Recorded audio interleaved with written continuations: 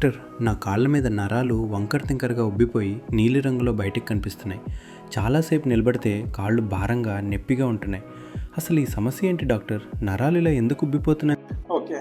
So మీకు ఇప్పుడు ఈ కండిషన్‌లో చూస్తే ఏంటి అంటే దీన్ని వెరికోస్ వీన్స్ అంటారండి. సో యాక్చువల్‌గా మనం వాడుక భాషలో నరాలు అంటాం కానీ అవి వీన్స్ అన్నట్టు. కాళ్ళ నుంచి హార్ట్‌కి బ్లడ్ తీసుకొని నాళాలు అన్నట్టు. సో వీన్స్ అంటాం దాన్ని. సో వాటిలో ఏంటి అంటే మనకు వాల్వ్స్ ఇప్పుడు పొడవుగా మన కాలంతా నరాలు ఉంటాయంట. ఒకటి డీప్ సిస్టమ్ ఉంటుంది, ఒకటి సూపర్ఫిషియల్ ఉంటుంది. సో రెండింటికి కనెక్షన్స్ అక్కడక్కడ మనకు పర్ఫరేటర్స్ అంటాం అవి ఉంటాయి. సో దానిలో లోపల మనకు వాల్వ్స్ అనేవి స్టెప్ బై స్టెప్ ఉంటాయి.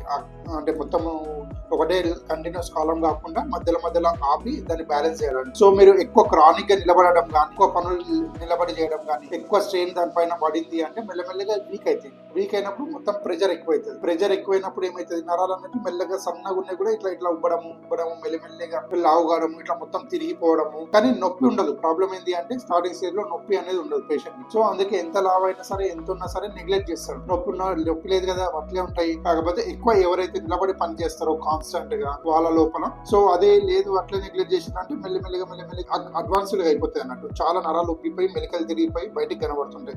సో ఇవన్నీ దాని అడ్వర్స్ ఎఫెక్ట్స్ అన్నట్టు, కాంప్లికేషన్స్. మనకు కొద్దిగా నరాలు ఉబ్బినట్టు తెలియంగానే మనము ఒకసారి డాక్టర్ స్కానింగ్ అని ఉంటుందండి, ఆ స్కానింగ్ చేయించుకోవాలి. దాని తర్వాత ఎంబడే సర్జరీ చేసుకోవాలి. సో దీంట్లో కూడా ఏం సర్జరీ చేసుకోవాలి సార్?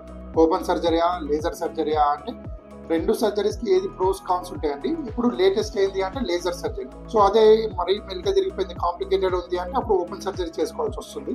సో దాంట్లో కంపల్సరీ సర్జరీ మాత్రం చేసుకోవాలి. సో ఇది వెరికోస్ వీన్స్ అంటారండి.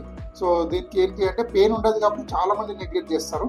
సో మీ ఇంట్లో కూడా మీ చుట్టుపక్కల కానీ ఎవరికైనా డెఫినెట్ లేదంటే స్టాకింగ్ సరిపోతాయా, లేదంటే ఎక్సర్సైజెస్ కొన్ని సెట్ కావచ్చా అనేది సర్జన్ ఒపీనియన్ బట్టి మీరు డెసిషన్ తీసుకోండి.